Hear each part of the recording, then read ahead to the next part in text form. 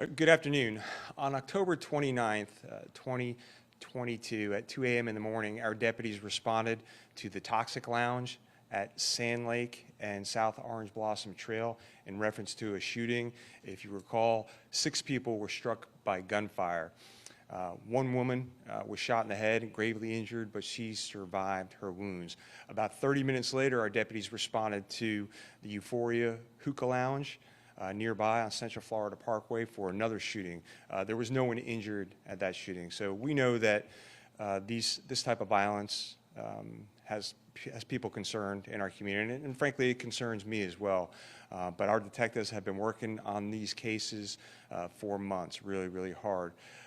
So today we are pleased to announce that 25-year-old Christian Burgos has been charged in those crimes. He's charged with 6 counts of attempted murder for the shooting at the Toxic Lounge, and he's also charged with shooting into an occupied dwelling for the shooting at the Euphoria Hookah Lounge. So Burgos has an extensive violent criminal history. He is currently in the Seminole County Jail for federal gun charges. He is also facing murder charges for a homicide in Kissimmee.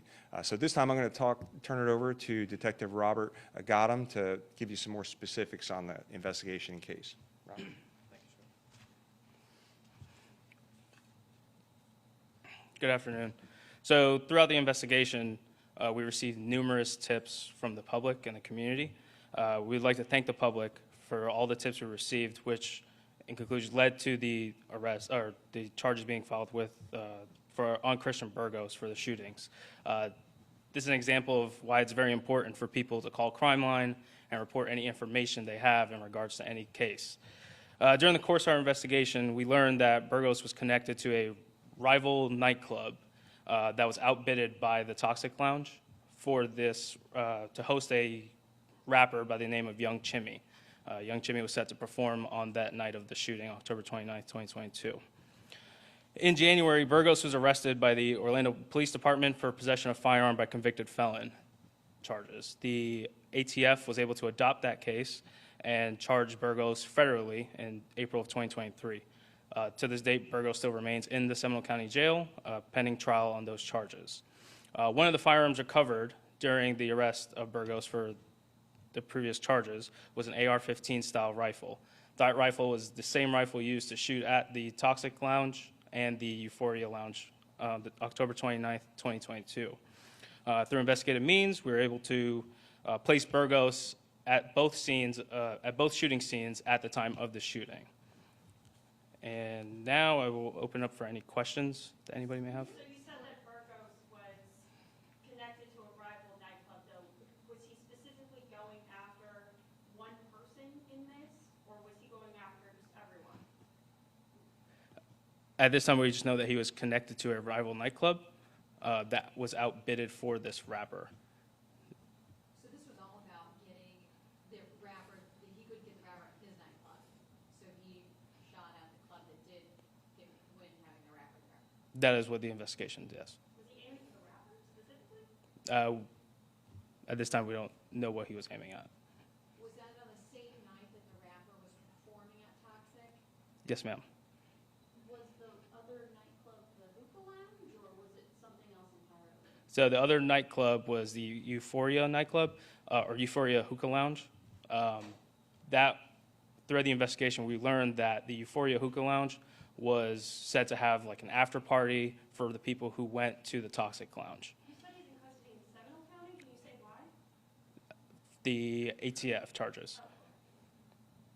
Do you have more details about the Kissimmee murder? No, ma'am, I can't speak on that. And what nightclub was he connected to? At this time, I'm not able to provide that kind of information. Can you say what he did there? I'm sorry? What he did at that nightclub? Did he own it? Did he work there? At this time, I can't include his involvement to that nightclub. You talked about tips from the public helping you out. Can you expand on that a little bit more? What were these tips? I can't get too far into the tips that were provided, but the tips led to a successful investigation and outcome of the investigation. So the key in connecting him was the AR-15 Yes, ma'am. to the shootings of the 2 nightclubs. We had covered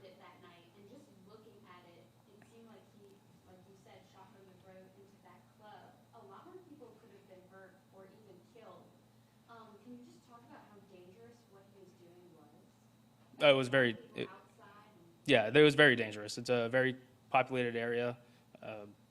The club especially was set to perform a rapper, and a lot of people were there. But yes, it was very dangerous.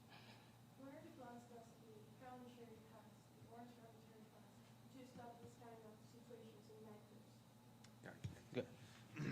So I'll just answer some of the questions that may have gone without some information, but the homicide in Kissimmee, that was related to a robbery attempt, and that's how the homicide occurred. You know, and going back to the question about what could have happened. So 6 people were struck by gunfire at the Toxic nightclub, and apparently, you know, there were a lot more people there. So we could have had multiple killings at that Toxic lounge. We're very thankful that although the injuries were serious, that no one passed. And it's extremely reckless, extremely dangerous, and even evil to shoot a weapon like the AR-15 into a crowd or into a nightclub like that. So as far as the different clubs, we do a number of operations at clubs after hours, specifically targeting ones that do not have proper licensing. And even though sometimes the state is not available to handle that, we do those operations ourselves. We send in plainclothes detectives to buy alcohol. We're constantly doing surveillance with unmarked vehicles in those areas where we know we've had issues before. Sheriff, do you mind just expanding? So he was originally brought in on federal gun charges in Seminole County. How was he connected to the Kissimmee murder? Did he confess to the Kissimmee and to the shooting of the 2 nightclubs in interview? Yeah, we don't have any information on the Kissimmee one, but I will just say that, yes, we were able to connect him to the crime, because of the gun charges, and then also by other investigative means, we're able to put him at both scenes on the night of the crime.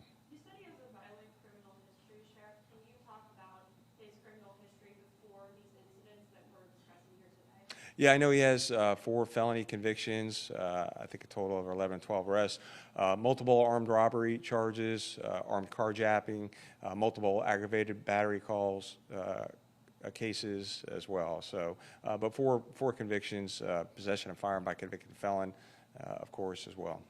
Does it worry you, we have someone who has a long rap sheet and shoots and was able to get a gun and then shoot and hurt innocent people? Well, again, part of the problem we have, not only in this area but across the nation, is that people who are convicted felons obviously aren't buying their firearms legally. Most of them get them through stealing them, whether that's in houses, but mostly unlocked vehicles. We have a number of firearms that are stolen each year because people left their vehicle unlocked or got complacent or lazy and left their firearm in their car overnight. And so that's why we're constantly putting out messages to lock up your firearms. Talk about how hard detectives had to work to put this together, because all 6 that were shot were inside. None had seen the car that drove by. What did it take to make this arrest? I'm sorry, the second part of the question? I'm sorry. What did it take to make this arrest? You had no one that saw his car. Mm-hmm. You guys really had to put a lot of work into piecing all of this together. Yeah, these types of investigations are long-term investigations. So detectives have to track down every lead, talk to every party there was, and literally months of investigations, but the outcome was successful. To expand on that, did it start with surveillance video of the car as the car was taking off and then just kind of connected that to the tips that came in? Yes, ma'am.